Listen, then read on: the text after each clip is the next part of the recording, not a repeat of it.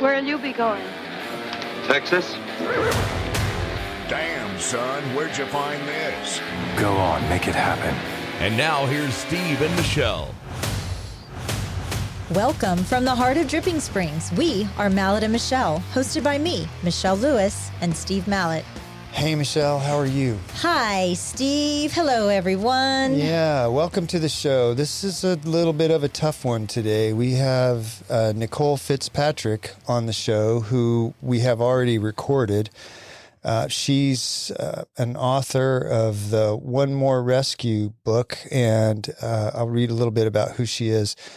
Nicole Fitzpatrick has been called mom to over 2,000 children. Her rescues of children from trafficking, abuse, and neglect have taken her to some of the most dangerous areas of Mexico, bravely coming against drug cartels, human traders, pimps, and pedophiles. It's a tough one. It is. And just a quick note before we dive in, today's episode is a very heavy topic, and some explicit content is going to be discussed. And so if you're listening with kids around or at work if you've got on us speaker, on the speaker, you might want to think twice about that if you got little kids. But it's a very important topic, and I really encourage you to listen to the end, and because we cannot bury our head in the sand anymore. We can't do that. It's happening all around us. People think that these things happen in third world countries, and it does happen there a lot, but this stuff is happening right in our backyard. And so we need to be aware of it and know what the symptoms of what to look for in people. So, but before we go on, we got to thank our sponsors. Absolutely. And so our sponsors today are M. Elliott Studio, Capital Farm Credit, Nomic Power Solutions, and Mallet Integrity Team, and Pigpen Barbecue. And Pigpen Barbecue for sure. So yeah, you ready for this, Steve? When we recorded this, I have to just say it on a side note. You and I, we walked around the studio. There was a couple of times during the recording of this, you and I would just look at each other, and my heart hurt. Yeah, my heart hurt, because it's so hard to think about these kids, because they're babies in some cases, being exposed to and having to live a life like that. And then Nicole, she saved a lot of kids. There's a lot of kids that don't get saved. And that's sad to me. And also, while Nicole was here, she was going through her own kind of personal crisis. We had to stop recording a couple of times so she could talk to some people, very important people, to handle that. I haven't listened to the episode yet. And so what I remember, it was a little chaotic, a very... there was a lot of heavy, like we said, a lot of heavy subjects that were talked about. Nicole doesn't pull any punches. No, she says it like it is. She does. But I also feel like, just given the situation, there were some questions that we asked that we didn't necessarily get the answers for. Not because she didn't have the answers, but because of just the gravity of the situation she was going through at the time. So that's kind of what we want. We want to do something what we haven't done before, and we're not going to talk about local news. We're going to talk about the questions that we kind of didn't get answered. The signs. What type of children, or even human trafficking? Yeah. So we want to go through the signs, and then I'm going to let you. I'll go through that, and then I'm going to let you say if you notice any of these, what you should do. Yes. So the National Human Trafficking Hotline puts this out, and these are indicators that somebody might be being trafficked, and those include appearing malnourished, appearing injured or having signs of physical abuse, avoiding eye contact, social interaction, and law enforcement, responding in manners that seem rehearsed or scripted, so somebody's putting them up to that, lacking personal ID, and lacking personal possessions. So maybe they're in a bus station and they don't have any luggage, and somebody's kind of directing them and telling them what to do. Yeah. And so if you see somebody and you're concerned and you think that they might be being trafficked, what should they do? Well, if you are suspect of something like this, and I'm thinking, look, you're not just walking down the mall and just seeing some unruly child. No. A lot of us now are traveling again, and so we're in airports. You're at the nail salon. You're at Buc-ee's. You are at the mall. You're shopping, and along with the signs, because you're also going to look for unaccompanied child. You're going to look for a child that's dressing way older than this Right. child is, and they may be with an older man, trying to shop for clothes with them. So the first thing you need to do, absolutely, is just stay calm and be observant and notice things. Notice the time, the location, the descriptions. You do not want to confront the suspected trafficker because you could actually escalate and make it worse for and the person. some of these people, I just Well, read they're it. caring. Some of They're these violent. people are very violent and dangerous. If the kind of person that would do these things to a child doesn't have the same kind of morals as a normal person. No, and you want to report the concern. So let's say you're in an airport. You definitely want to go to the airport authorities, TSA, or if you're, at a rest stop, you want to go. I mean, obviously at a rest stop where nobody's there, but if you're like at a Buc-ee's, you want to go confront a manager. Look, it could be an honest mistake, right? It could absolutely, but it couldn't be. You want to offer support to the child discreetly. If you're in the women's restroom and you see this child and you see some signs that you think seem a little off, feel free to, I say, confront discreetly this child. Yeah. People are watching them all the time. But the biggest thing that I learned about this is this human trafficking was rarely the first thing that's going to go wrong in this person's life, in You this said child's that life. before we started recording, and I had never thought about that, but I think that's huge. That's like, this is the end of a really bad journey for a lot of these kids. And sometimes it is. It's just, one of the top ones was they already had child welfare involved in their family's life. But the number two thing is a runaway. Okay, so that's the number two. Then you have the sexual abuse, and I'll just kind of go down without listing the percentages. The mental illness. You have, I was actually surprised on this one, divorced or separated parents. You come from a broken home. Self-injury, physical neglect, physical abuse, an incarcerated household member, or a deceased family member. So in my mind, it starts with the family unit. It breaks down there. Yeah, because sometimes the kid is maybe in a good home, but then like parents get divorced or mom's taking care of them and mom passes away. They get taken to an aunt or uncle. Nobody vets them to make sure they're a good parent and that they're going to do the right thing. Yeah, one of the things I did my research, there's trafficking, but trafficking is there's two types. There's sex trafficking and labor trafficking, which is basically slavery, making people do work, forcing them to do labor. Obviously, we know what sex trafficking is, but there's some of the states, the percentage of sex trafficking is much higher than in other states. And some of the ones that stood out were Mississippi has almost 8 per 100,000 reports of sex trafficking. Washington, D.C., Nevada. Are we just talking sex trafficking, or are we talking child trafficking as a whole? This is human trafficking. Human trafficking. I'm sorry. Okay. Yeah, thanks for the clarification. Yeah, so human trafficking numbers. So Mississippi's the worst. District of Columbia, Nevada, Missouri, Oregon, going down the list. California.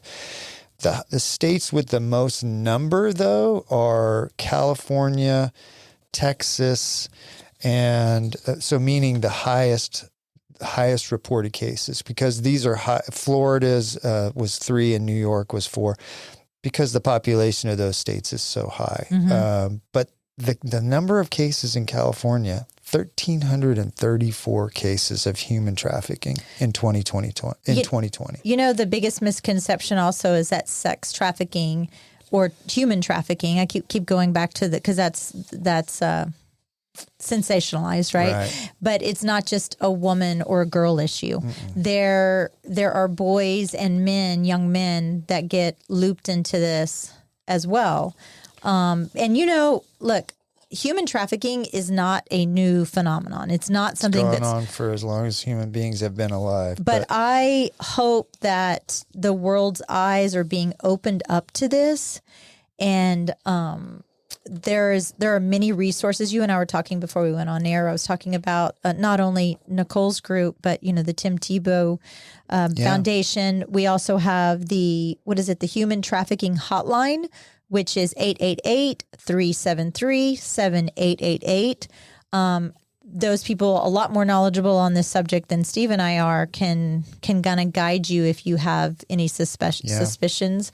But I think the biggest lesson, the biggest takeaway from all of this, Steve, for me was that you may not know what to do and you may not know a lot about it, but you have to do something and you can do something. Yeah. One of my big takeaways was that a lot of times, so your example of seeing somebody in a bathroom maybe and thinking about approaching them, one of the things you have to keep in mind is a lot of times these victims are ashamed and they're scared of law enforcement. Well, because they're threatening them with the harm to That's right. So other they family may members. you might go up to them and go, hey, are you okay? And they might instantly say, yeah, I'm okay. And they're not okay. Yeah. So, I don't want people to get into other people's lives and just start assuming things, but sometimes I think it's going to be pretty obvious that there's a situation. And if you're not sure, you just call that number, that 888-373-7888, and see what they recommend. You know, one of the you were talking about areas, once you look into some of the hotbeds, and I was looking into kind of the statistics.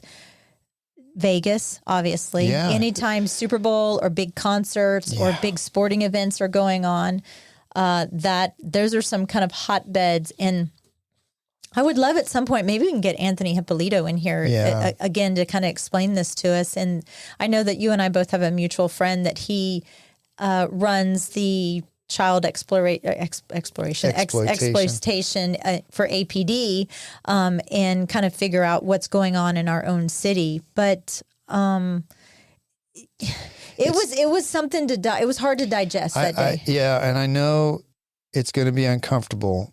And I think there are going to be people now listening that are like, gosh, I'm not sure I want to hear that, but we can't turn away from this. You got to know what's happening. You got to be aware of what the vile things that human beings do to each other. And we need to try and prevent that. So. Yeah. Thank you so much for joining us on this important episode on human trafficking. I know it's a very difficult subject, but I think raising awareness and understanding is just the key. And together we can make a difference. So stay safe, take care, and listen to this episode. Well said, Michelle. Are you tired of being left in the dark when the power goes out? Say goodbye to blackouts with Nomic Power Solutions. As your full-service Generac dealer, they offer individually designed backup power solutions. From start to finish, they've got you covered. Nomic Power Solutions, keeping you powered up. Call or text 512-387-4232 or visit nomicpower.com. Follow on Instagram at Nomic Power for updates. Nomic Power Solutions. Protect your home, protect your family, stay ready. Proudly sponsored by... At Capital Farm Credit, they understand that owning land is more than just a transaction. It's a legacy, a future, and a place to call your own. For generations, Capital Farm Credit has been the trusted lending partner for land loans, farmers, ranchers, and rural dreamers just like you. Their personalized loan solutions cater to your unique needs, making the journey to land ownership smoother than ever. Capital Farm Credit, your land, your legacy. Visit CapitalFarmCredit.com or Mark Rutledge at 512-892-4425. Capital Farm Credit, an equal credit housing lender. Interior design should be an investment in your life and home. Let M. Elliott Studio transform your space, where interior design meets excellence in Central Texas. Beyond just selecting colors and furnishings, team principal and owner, Montana Elliott, is a trained and licensed interior designer. With her knowledge of architectural principles, building codes, space planning, and design theory, her team will work with you to understand your needs and lifestyle. From concept to completion, M. Elliott Studio is committed to enhancing your space with a timeless and classic style. Ready to redefine your space? melliottstudio.com, 512-781-0224. This portion of the show is brought to you by the Mallet Integrity Team of real estate professionals. They are based in Dripping Springs and bring you over 45 years of combined experience helping people reach their hill country real estate dreams. When you want the best in town, call them at 512-829-2062 or look them up at malletintegrityteam.com. And now, here's Steve and Michelle. And we're back with Nicole Fitzpatrick, who has been called the mom to over 2,000 children. Welcome to the show. Thank you. It's an honor to be with you guys. Yeah. And we also have a couple of other guests with us. We have Nicole's friends joining us today. We have Shelly and Margot. And so they may be joining us later on, but I just kind of wanted to give a mini introduction. But thank you so much for joining us. We know that you're here in Dripping Springs right now on a book tour, One More Rescue. Wow, what brought you here to Dripping Springs? Mountain Gateway sponsored your trip here. Yes. Okay. We actually, my husband and I, Jason and I, we've been married almost 32 years this year. We actually work full-time under Mountain Gateway. We are the Village Global. But we've known the founders and presidents of Mountain Gateway for over 30 years also. But we've been working with them for over 5 years now. They're our covering. And they're based here from Dripping Springs. And they train missionaries and people to send out to the nations. So we're honored that I wrote a book, and Shelly was my co-author. So she's here with me for the book launch. It was beautiful. We're really blessed. But they sponsored my book launch this past weekend. So that's why I'm here in Dripping Springs. Awesome. So have you been a missionary your entire life? Not entire. My parents, I'm originally from Baton Rouge, Louisiana, and my parents answered to the call to missions when I was 12, 13 when they went to language school. So I was, 13 when we went to Guatemala for the first time. And I lived there when I was 14 and 15. When I was 16, I was in Mexico. Then we went full-time to Peru.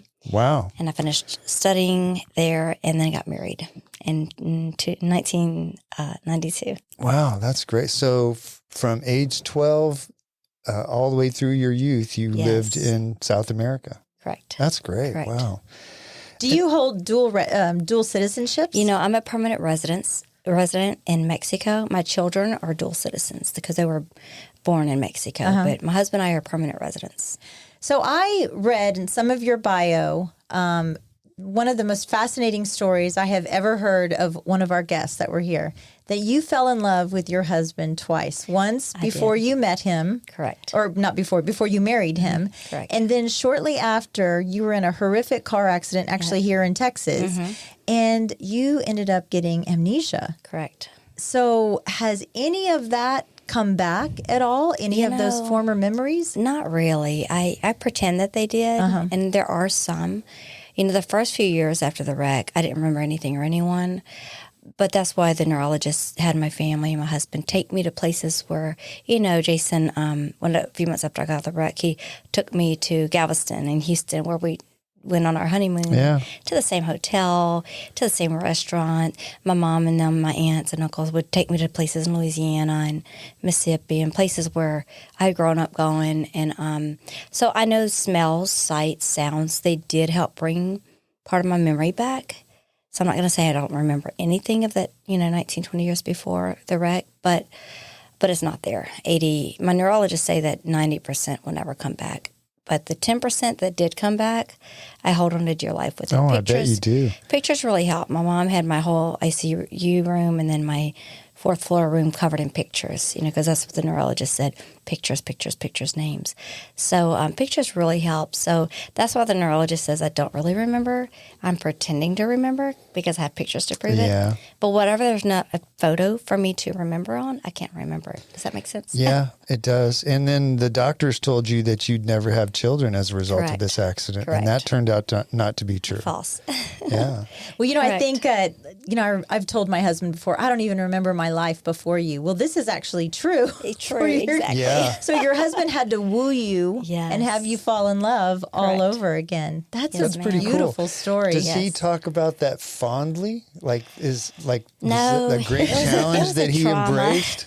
Yeah. It was traumatic for both of us. A lot of people, and it's in my book where a lot of people, I was torn to pieces. I've since then had over 34 or 35 major surgeries, it's not counting the small surgeries, but just to stay alive. I've had a lot of surgeries, and of course during the wreck with amnesia, everyone was giving me all the attention. And in the book, I said, Jason needed a little attention too, because he was just as traumatized because not only had he seen everything that I went through and going through it with me, but he was now fixing to also forcefully be married to someone he didn't know either. Oh. It wasn't just me. Yeah, that's true. That's a plot twist. Yeah.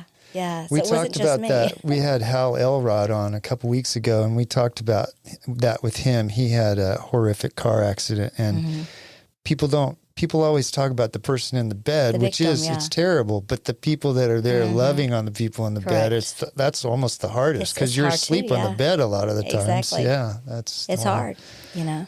So you went through this horrific accident. Sounds like you never fully recovered, and the initial recovery took years. Were you involved in what you're doing now, rescuing these kids at that not point? yet. I was a before the full-time accident? missionary. We were pioneer missionaries. Our first goal for the first 10, 11 years of our lives was just reaching the unreached, going, you know, put a motorcycle in the back of the four-wheel drive truck. My husband would drive as far where the road ends, and he'd go on a trail on his motorcycle and then hike. It was all about reaching the unreached. And a lot of people think, Mexico? There's no unreached tribes there. There still are unreached. Really? Oh, yeah. Define that, in reach. Unreached now, there's not as much. Unreached. I thought you said in reach. Unreached. Yeah, like gotcha. people who now technology has actually helped a lot, because even where it's dirt roads, everybody's got a Wi-Fi. Yeah. Everybody's got a cell phone almost, you know, not everybody. But so the unreached, meaning we would hike to villages that had no water, no electricity,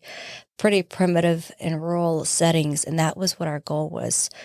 I had worked with children a lot in Peru and Guatemala, primarily in Peru, and the red light district, because we lived there right when the Shining Path terrorist movement was moving out. Yeah. So there's a lot of this going on there, but that was so long ago. And again, my amnesia pretty much wiped that all out. But it came back. So my heart came back. The mission that you're on now wasn't the original mission that you set out to be. It was just telling people about the gospel. And how did your life transform to what you do today? Okay. Well, in 2003, my daughter just turned 2. We were sent out as pioneer missionaries through our original ministry. We had trained under with the Hancocks, who are the presidents of Mountain Gateway. Freedom Ministries has sent 5 families out in 2003 to extend the works. In other words, we had been over 10 years in our churches. We had pastors, we had evangelists, we had raised up good national leadership there, so we were sent to pioneer new work. And we prayerfully considered where, and we went to Puebla. Jason and I went to Puebla, and coincidentally Hancocks did too, but on the other side, like 5 or 6 hours away from us. So we went to pioneer in Puebla, the state of Puebla, about 3 hours northeast of Mexico City, still with the Nahuatl and the Totonaco indigenous people. But that is the first year there is where I started working, of course, like I'd always done with the children. But where we lived in Xochitl, Hidalgo, it was indigenous, abject poverty, witchcraft, alcoholism, but there were no kids on the streets. There was no child molestation, nothing like that. It was still the rural indigenous tribes that take care of the family. I mean, even if an accident happened and a couple lost their lives, before the sun set, all their children had a home to live in. Wow. Whether it be an aunt, uncle, grandmother, grandfather, poverty had never stopped them from caring for their children. Does that make sense? Whereas here, where we moved to Puebla, it was not the case. There was so many children, so many young girls, especially, and boys, but from indigenous areas go to Mexico City for jobs. You know, they're making a couple of dollars a day in their town. So they go to Mexico City, see on TV how beautiful it is, the cities, and you just, you fantasize, oh, I'm going to be rich in a month. So they go to Mexico City with, if they're lucky, an elementary or junior high education. So they get there, and you need a high school or college degree to get a good job, right, Shelley? So what do? They're cleaning houses, they're working at restaurants, delivery boy, whatever, and they become victims. The girls quickly become victims, and their bodies begin being sold, or they fall in love with someone who has a couple of other families, get her pregnant. Same old story, and it's very sad. So there's a lot of girls who are taken advantage of when they go to Mexico City to work, and then they get them addicted to drugs, and they begin being pimped out, and then as they have children, their children are also pimped out. Jeez. I was reading in research for this that according to UNICEF, 1.2 million children are trafficked worldwide each year, but 21 million people are victims of forced labor, with a large part of that being children. Correct. And it's not only the sex trafficking that is going on. It's the forced labor, the child Exploitation. soldiering, exploiting these children. And so, and then I was also very surprised that where it was really prevalent in the majority, I always thought, yes, in the Latin American countries, but the higher rates are in Southeast Asia, Africa, Eastern Europe. But, this is like this is in our back door. Like this is literally right next door. Correct. To us. And I grew up down in the Rio Grande Valley. Okay. So the Mexican culture to me was always very family. And so it's hard for me to wrap my head around this exploitation of these children. I think the biggest question I have is this a heart problem? Or is this a head problem? Is this a religious, moral compass issue, or is this education, cultural, poverty? What is going on here? What's driving it? Those are good questions. And if you look up human trafficking, what is the root of human trafficking? Do you know what it is? No. Poverty and corruption. Yeah. And this was hard for me to believe 20 years ago when I started doing documentaries on it and stuff. But Mexico City Mexico, the country in itself. Yes, it is Catholic origin, very family oriented. What's happening now did not happen 100 years ago for sure. But the corruption, it wins consecutive years in a row for the most corrupt country. The cartel? Yeah. Well, no, even before the cartel really? came, Mexico has been now my son is almost 29. He was a year old. I was in St. Louis watching CNN one night, and it had the 10 most corrupt countries on earth. So I watched it. And, I'm thinking, I was thinking other countries. And we won number one, Mexico. Mexico was number one. Mexico. It just shows the corruption. Well, when you combine poverty and abject poverty and corruption, that's what was going on. And I'm a Christian. It is moral standards. Every day, on Facebook, internet, whatever, social media, it's just, there's so much more atheism, so many agnostics and secularism and for me personally, it's a lot of the drugs. The cartels have a huge, and I'll share a little bit about that. But when I first started 20 years ago, a lot of the kids, over half the children that I rescued from human trafficking and sex, child sex slavery and child pornography, but the majority of them, a big part, were orphaned by both parents, or at least by mom, and the dad's an alcoholic, or by dad, orphaned by dad, and the mom, got with the wrong guy, right. And he started. But that's not the case anymore. In the past few years, especially since COVID hit, the pandemic has really, really increased child slavery, drugs, all of that, all of the above. So the majority of children that we rescue today, I have 2 large children's homes. I've rescued from all 32 states of Mexico, but the majority have mom and dad. And crazy, sometimes the mom and dad live together. The majority of them have moms and dads, and they're still being trafficked. It's drugs. They are either owned by the cartel or they're just addicts to drugs. The meth, the heroin. Yeah. That was one of the questions I had for you. This is probably a big part of the cartel business, isn't it? Huge. How are you navigating Mexico down there because the cartel and the corruption, they don't want you coming in there and disrupting their business model. How are you navigating that?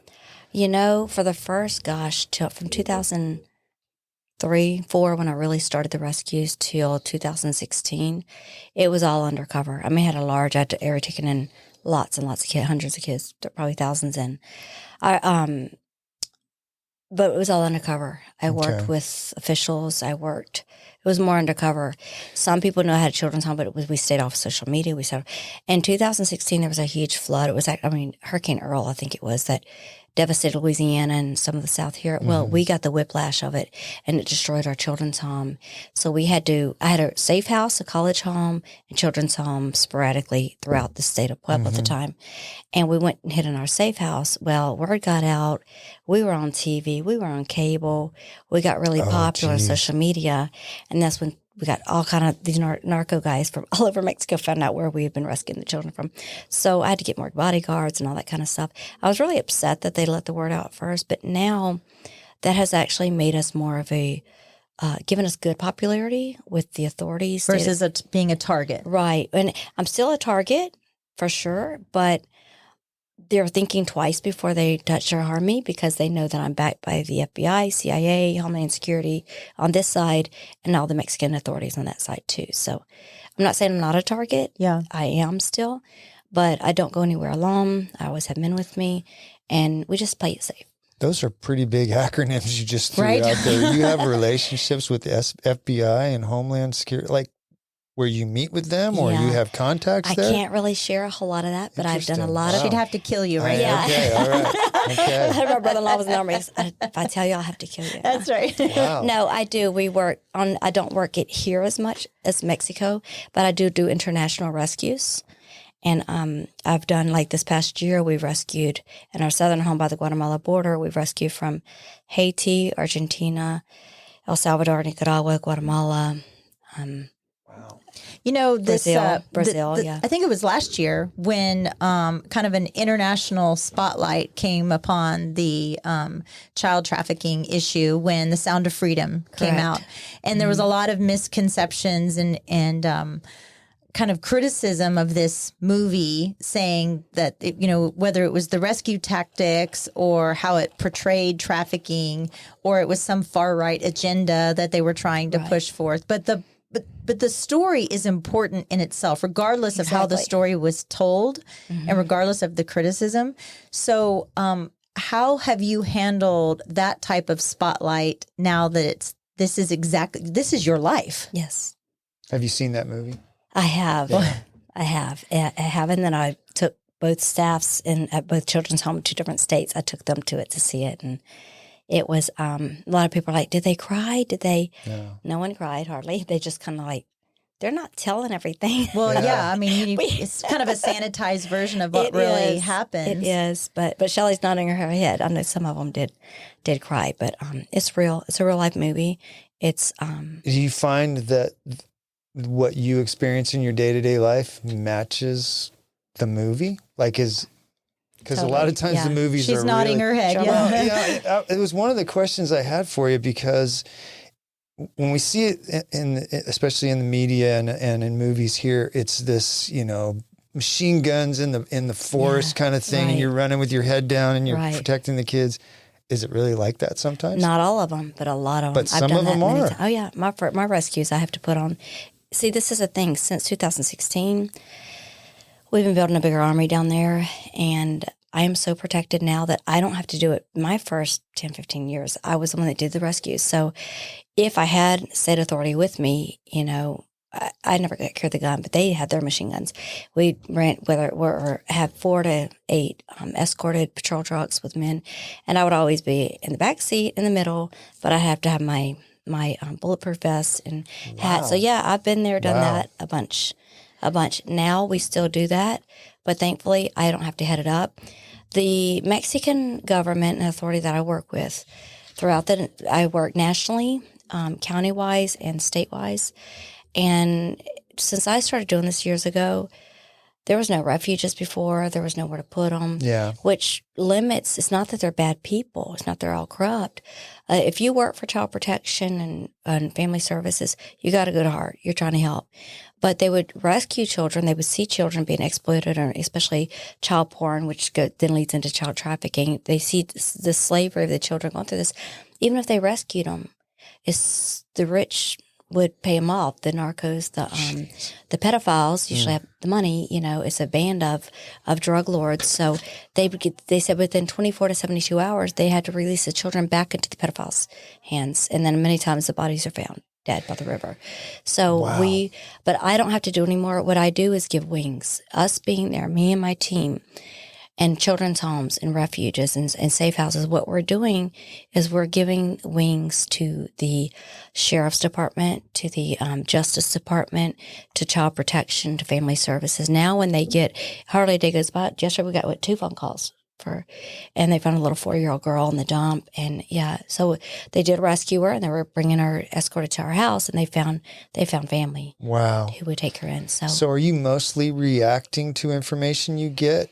Like somebody calls you and says there's Correct. this Okay, but That's where I am now. Yes, sir. and you're directing. You're saying, okay, Correct. this child needs help, and let's I go do get both, actually. I do react because my number is memorized by millions in Mexico, I believe now.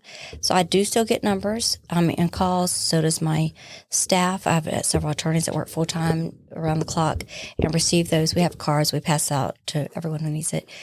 And I also, though, like I said, I give wings to the sheriff's department. Now when they get a call saying, I see 3 little girls being taken into this house every night by these men, and men are calling in and out of the house every day, I believe they're prostituting those children. Instead of having to make State Department 15 calls to figure out what are they going to do we have backup, do we have money, do we have a place to put the children, they don't have to do that. They call me.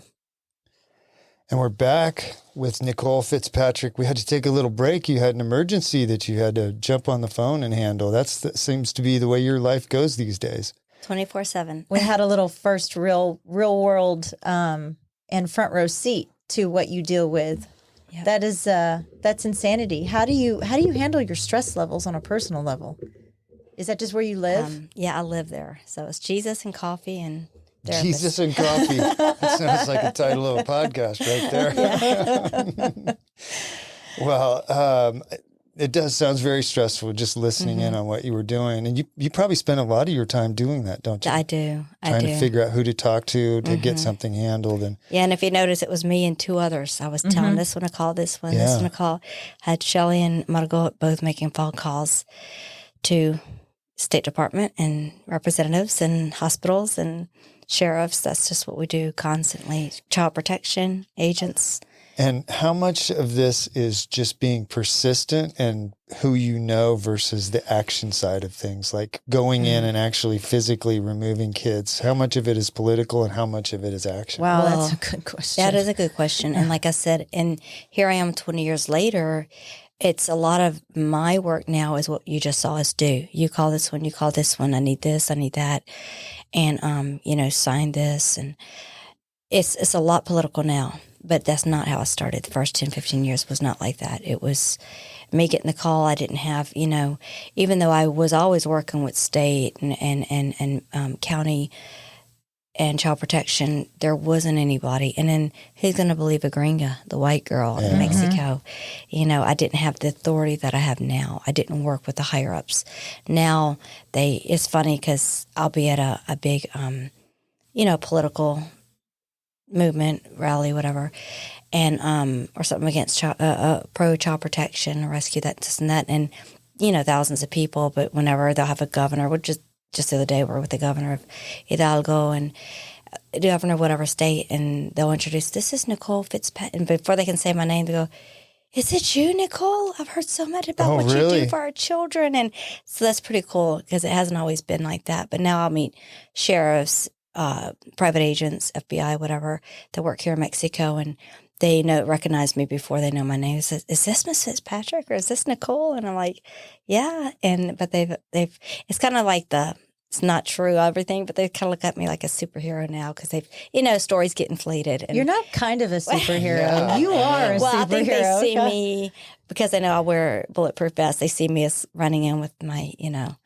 machine guns, and I don't do that. I'm protected. Have you ever done that? I've never carried it. I never carry a gun, but yes, we have. I've had guns put to my head many, many times. Really? Many times, because I'm crazy. I'm the one that, when the guys with the guns are like, just stand back, stand back, stand back. And then we see we're going to lose them. I walk right through the gate, kick it in, whatever. I go and I grab the kid from the pedophile, from the narco's hand.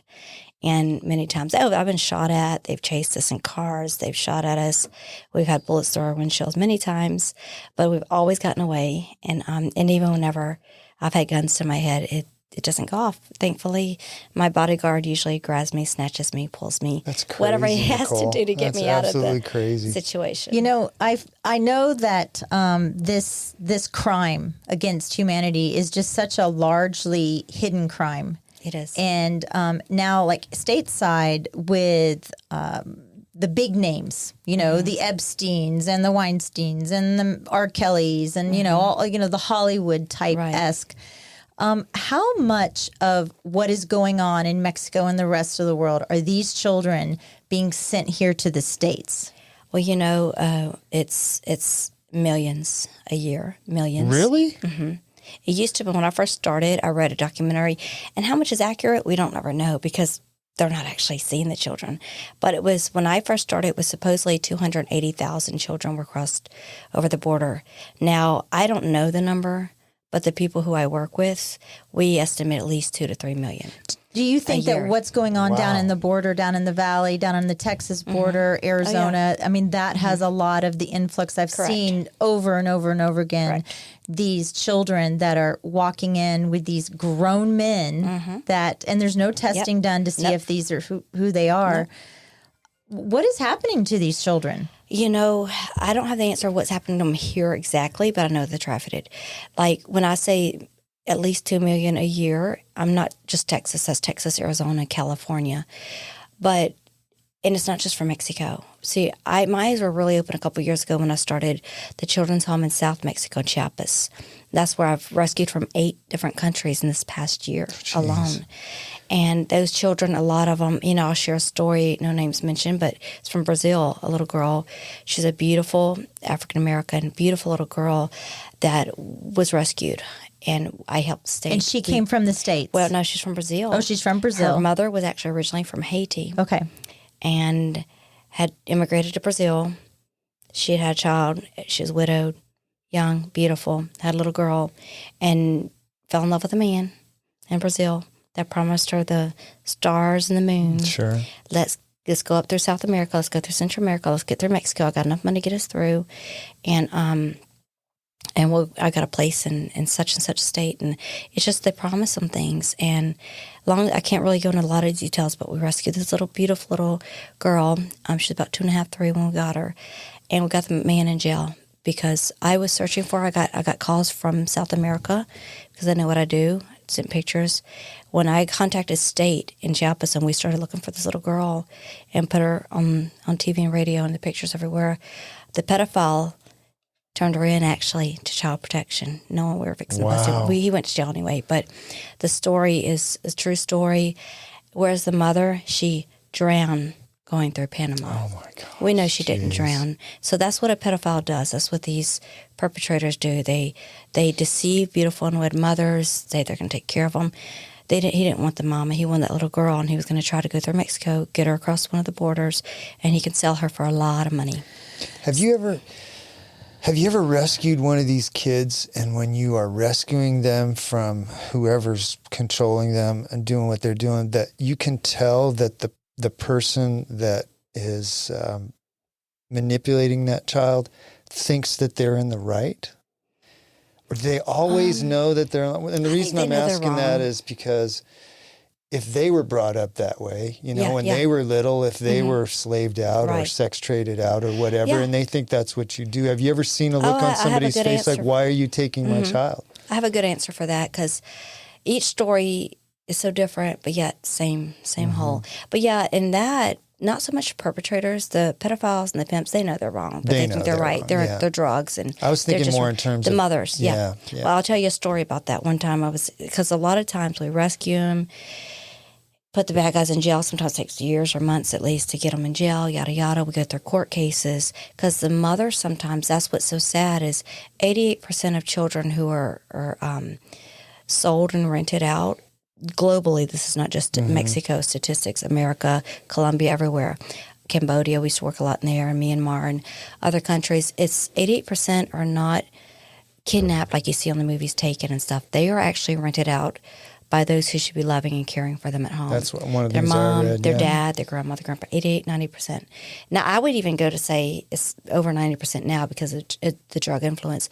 But so I have to go to court and fight for the children sometimes because the mom's like, I want my kid back. Well, she was the perpetrator too, So, and I've won 100% of the cases, thank goodness. But many times I'll have the little girls who have been with me for a year, 2, 3, whenever finally the case is getting close, sentencing, and the mom's standing there, and she's missing teeth. She's a meth addict, drug addict, looks horrible because she doesn't take care of herself, hair falling out, unbrushed.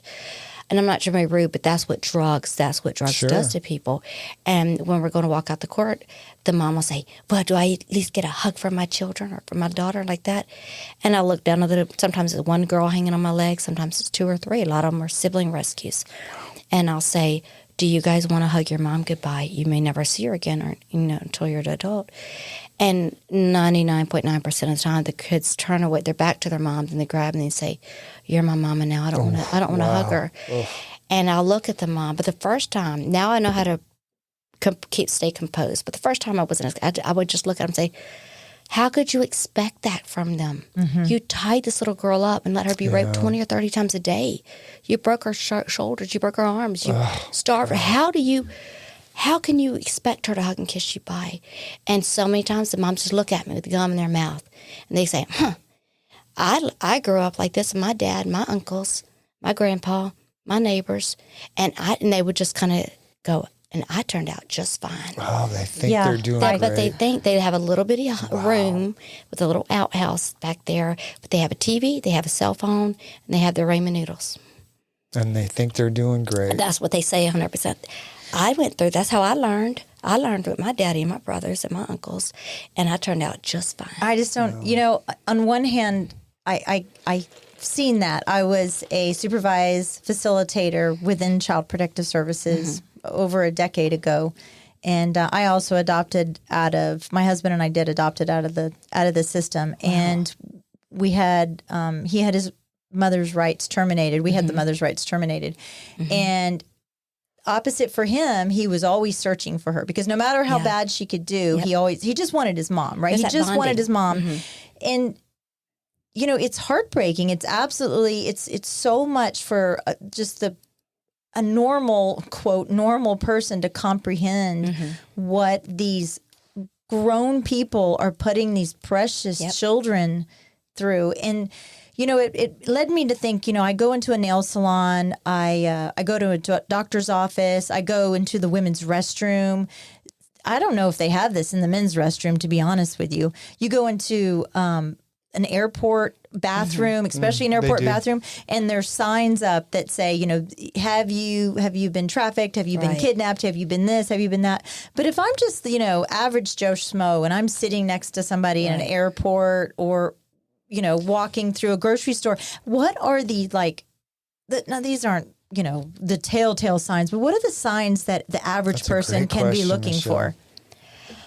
There's so many signs. Let me think. I've actually rescued here in Missouri, Texas, California, New Jersey, New York. I have worked cases here in America. And, you can sit on the bench outside the bathroom at Walmart and you'll see it. If you know what you're looking for. You're going to look a lot for, because a lot of times they blame the men. And people have asked me, doesn't just enrage you at the men that do this? I said, sometimes I don't know who I'm more enraged at, the men who do it or the women who allow it. It's the women, Yeah. So you'll see a woman walk into the restroom with a child or 2 or 3 little children of different race. Sometimes it's a Caucasian with two different races or vice versa. So, I got to keep this clean with racism. People think I'm being racist, but I'm not. It's an awareness. It's an awareness. You got to look for, because then, of course, I get the other side of that because I'm white and people see me walking in with brown and black kids all the time. And I know it raises eyebrows until the kids say mom and all that. And of course people will ask me, but you just you look for tired kids, sleepy kids, rubbing their eyes. They're drugging them? Oh yeah, they're drugged. Jeez. Yeah. Fentanyl in the water, sleeping pills, stuff like that. They want marijuana. They keep them to where they're tired. And, you got to look for it. Because if like you said, if you're just a normal, happy American citizen, you go, oh, is he okay? We just got back from the doctor. They gave him some cold medicine. He's just They sleepy. have all the scripts. And they have all the dialogues down to avoid any attention. Yeah. Why are they so blatant, though, just, taking them to a Walmart or to the grocery store? Because they have to pee. They have to get cleaned up. And another thing to notice is in Walmart or Target, wherever, gas stations, it's more in truck stops. Truck stops is because just they're moving normal. the kids around. They use the trucks in there. But when you see them brushing their teeth in the Walmart or the truck stops, and the kids don't hardly speak. Hey, baby, what's your name? And they put their head down, and they'll actually cling to the perpetrator. Yeah. Because that's the only safety they know. They know at the time. How many of these kids and so now you have 2 homes in Mexico, Correct. is that right? And Yes, you've always got around 100 kids each there. Yes. How many of those kids that you rescue go on to live, quote unquote, normal lives after all that trauma? Yeah, I'm about to go out. She's here with me.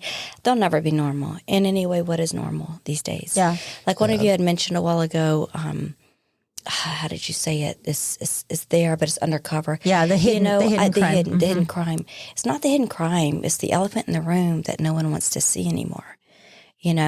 But from my personal statistics, 99% of our children are okay.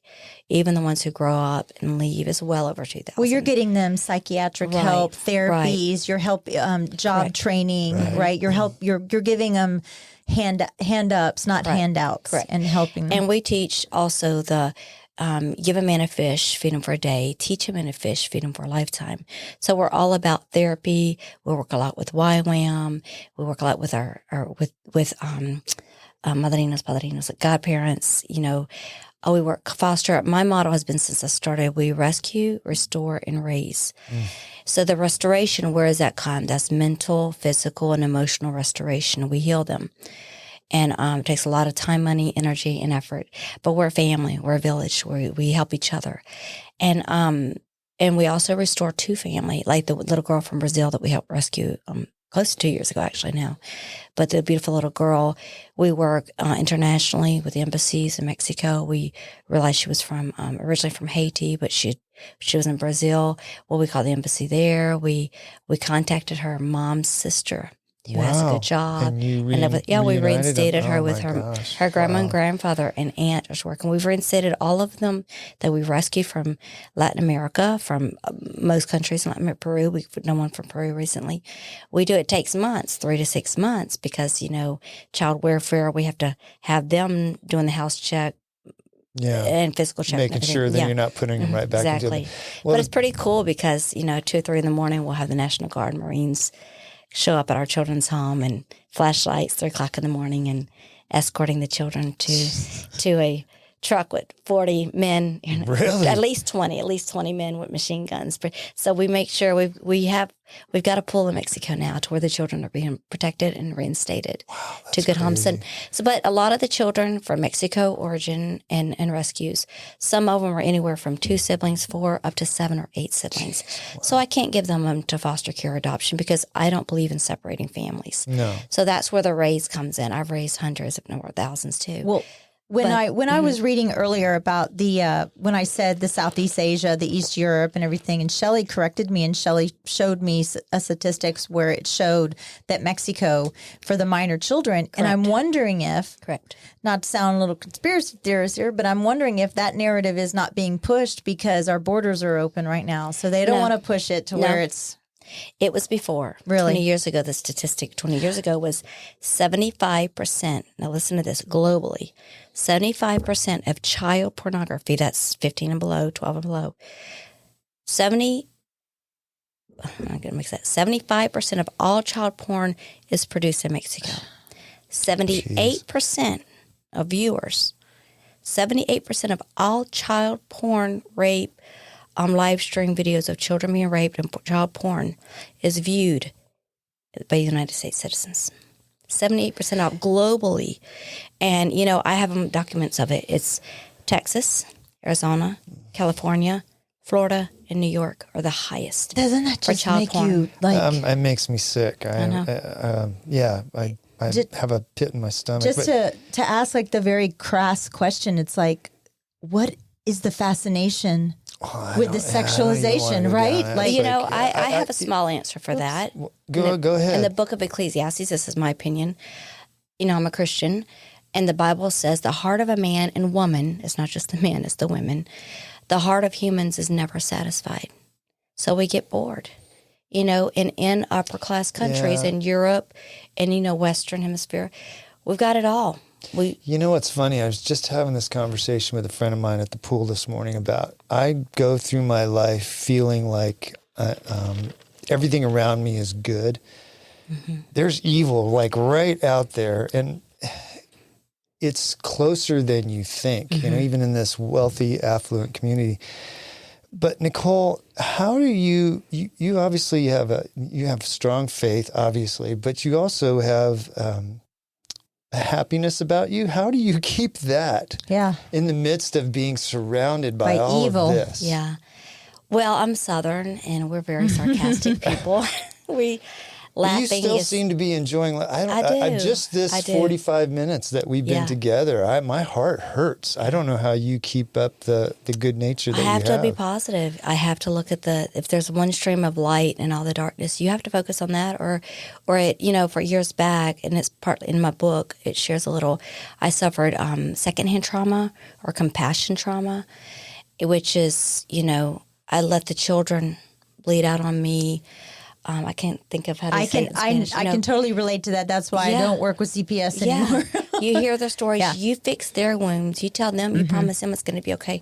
And you're okay during the day, but when you go to bed, you're reliving. You see what those men did to that little girl. You see them tied up. You see them hanging from that pole. We've had little girls who hung from poles 12 hours a day while their grandfathers let drunk men come and rape them every way, shape, and form for $5 a piece.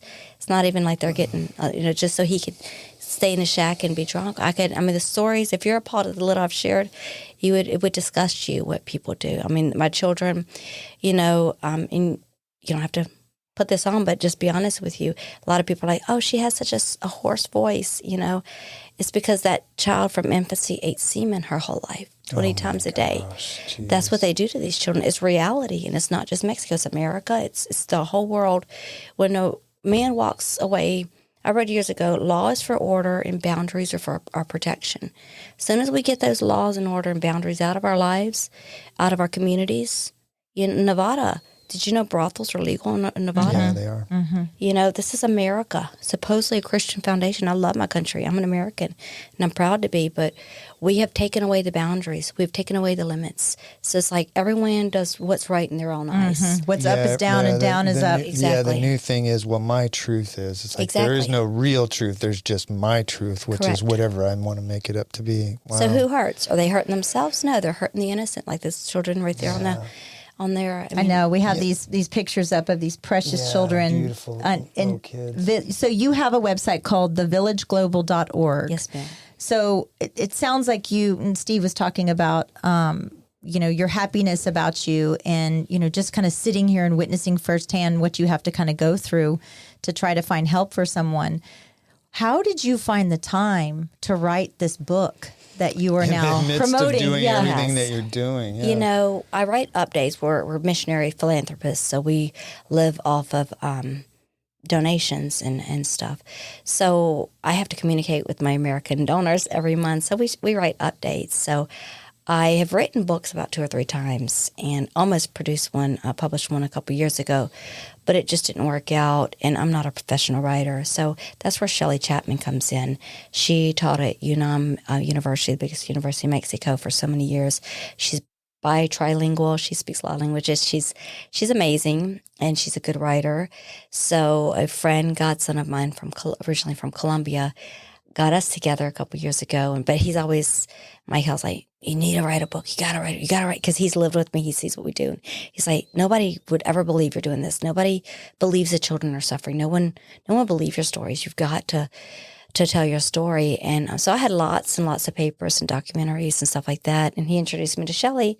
She put it together. She made it happen. She rewrote my book. She wrote it. She made it to where, Shelley, how long did it take you to write this or help? It took almost a year to do, yeah. I went through every single post that Nicole had written on Facebook. Oh, wow. And all my and newsletters. all her emails, all her newsletters to get, and of course, you know, interviewed Nicole and talked with her and listened to her and took lots and lots of notes. So, yeah, all of that plus some of the drafts that she had written before, I used all that information to put it all together and make it coherent. We're definitely going to have to get the book. I want to, Nicole, I want to wrap this up with you.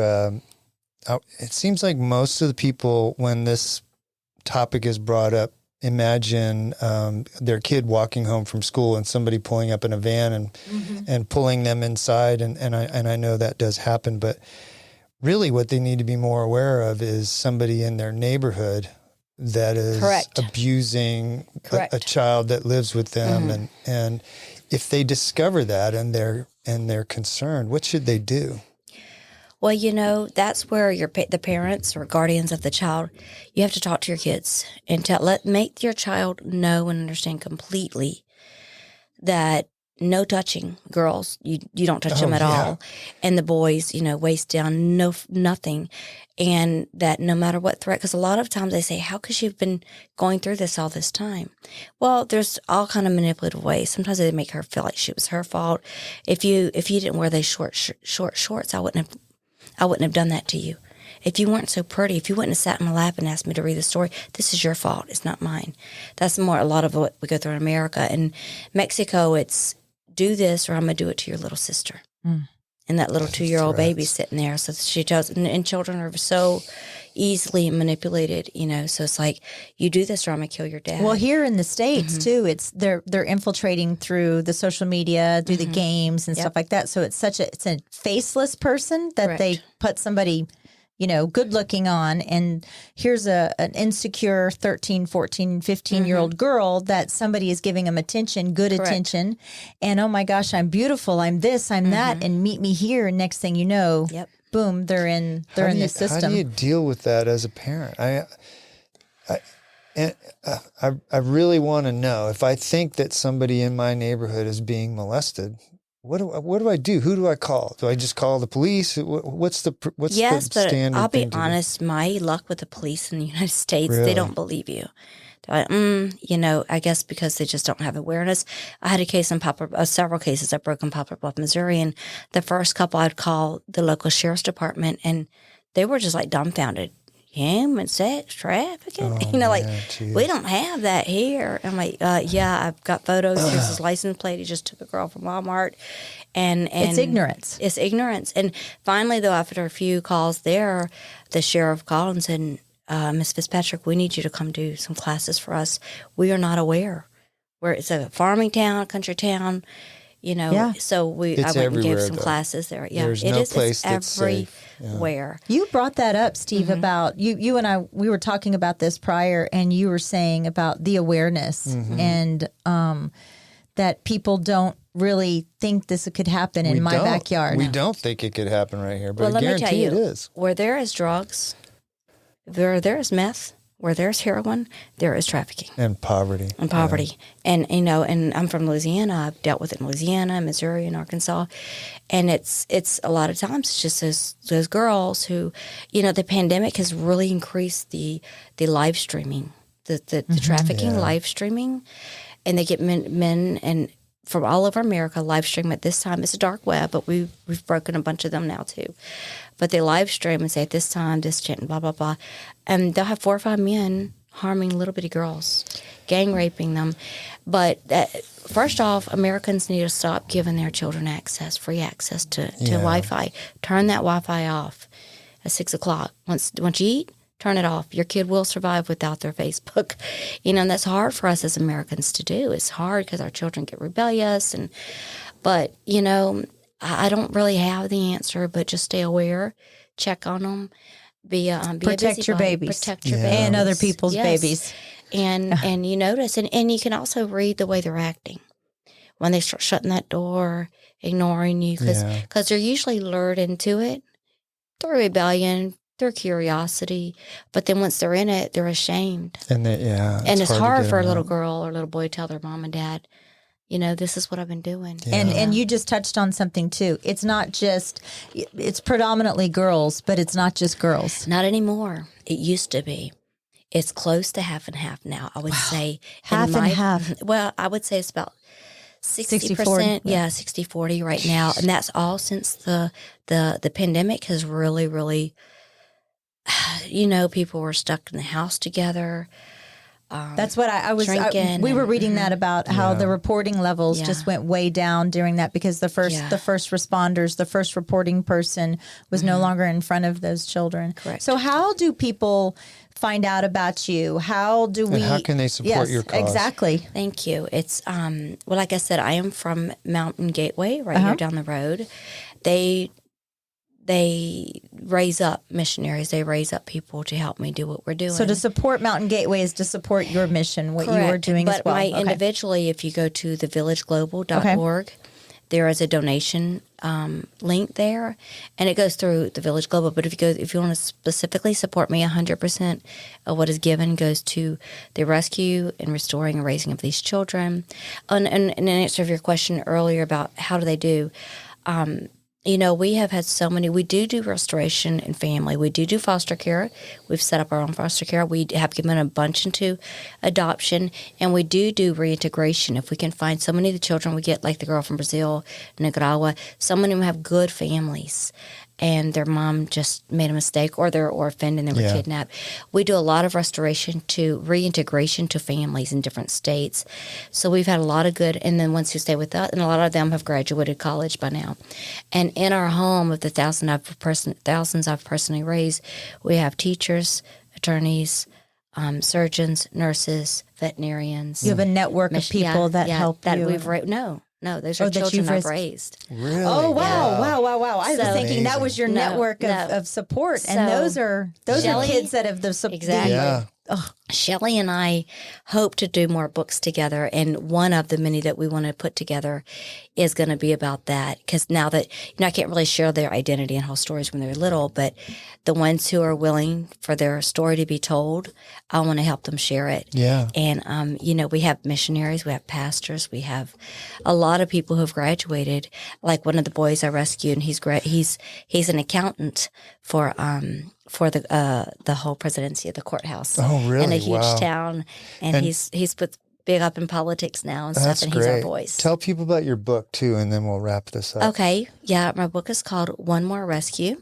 You can get it on Amazon. On Amazon, yes, and it's about half of it's my life story, who I am, where I'm from, our marriage, the amnesia, how we fell back in love, our first pioneer days of what we did in the mission field, and then our transition. What chapter is the transition? Come on, Shelley, you should know it by heart. She does.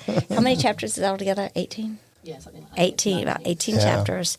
And more or less half of it is that, and the rest of the half, because I think what most people are interested in is what you guys are interested in, is what do we do? How do we end this crisis? Yeah. How do we protect Bring the children? awareness. Bring awareness. And that's people, Yes, I think we all kind of walk around with a little bit of a veil across our eyes, thinking everything's okay. Exactly. And this, what you've told us today, it's not okay. It's not. People need to be more aware. Yep. Yeah. Drugs is a huge influence. That's why it's growing so much faster, so quicker, and reaching into the Western Hemisphere, into the upper class families, because it's not that person is bad, but when you are so influenced by drugs, that little girl walks in. We have to be more aware than ever. Yeah. Mothers and fathers, aunts and uncles, we have got to protect our children and break the cycle. That's right. And it is available on Amazon. It took me a little bit to find it, but it is called One More Rescue, from a devastating accident to freeing children from human trafficking. And the author is Nicole Mason Fitzpatrick. So that's the best way to find it on Amazon. With Shelley Chapman. And absolutely with Shelley.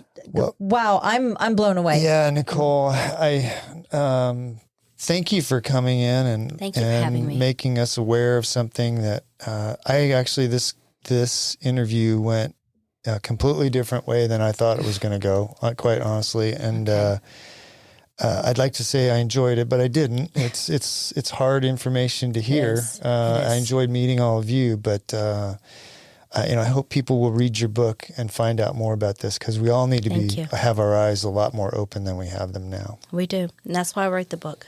Yeah. Well, God bless you. Thank you from the so bottom much. of my heart. Without people like you in the world, I just can't imagine what kind of world we would live in. Yeah. Thank you. And if you let me say, you can follow me on Facebook, Nicole Mason Fitzpatrick also. I do share some of the rescues and stories on there. We'll do that today. So thanks for coming in, Okay. Nicole. Thank y'all. God bless you. Ready to turn your land dreams into reality? Look no further than Capital Farm Credit. Need a loan for your perfect piece of land? Capital Farm Credit is there for you. Their dedicated team will tailor a loan to fit your unique needs because your dreams are their priority. Capital Farm Credit, your land, your legacy. Visit capitalfarmcredit.com or Mark Rutledge at 512-892-4425. Capital Farm Credit. Together, we're better.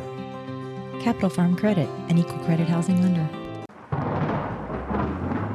Nomic Power Solutions, keeping you powered up. Get to know your local full-service Generac dealer. Cody and Dylan with Nomic Power Solutions are a veteran-owned, Texas-based Generac dealer and installer. Offering low monthly payment options, it's never been easier to gain independence from the grid. Call or text 512-387-4232 or visit nomicpower.com. Follow on Instagram at Nomic Power for updates. Turnkey service including design, plumbing, electrical, and permits.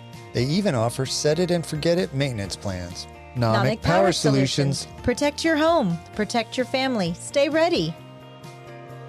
Elevate your living experience with M. Elliott Studio, your trusted partner in interior design, registered and licensed by the state of Texas. You want your home to reflect your personal style and identity. Investing in a well-crafted design doesn't just beautify your home, it enriches your life. Team principal and owner, Montana Elliott, understands the profound impact of a thoughtfully designed space. From remodeling to full design, M. Elliott Studio is the first step to unlocking your style. Turn your aspirations into reality. Tailored to your taste and desires, M. Elliott Studio will work to create an environment that embraces your style with style. Your space, their expertise. melliotstudio.com 512-781-0224.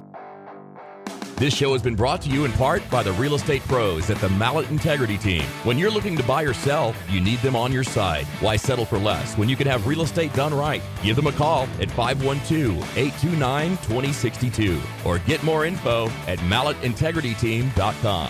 You know you like us, so go now to Apple Podcast or Spotify and leave us a review. Why don't ya? We love your feedback and comments. Email us at malletandmichelle@gmail.com. Thanks for putting up with us.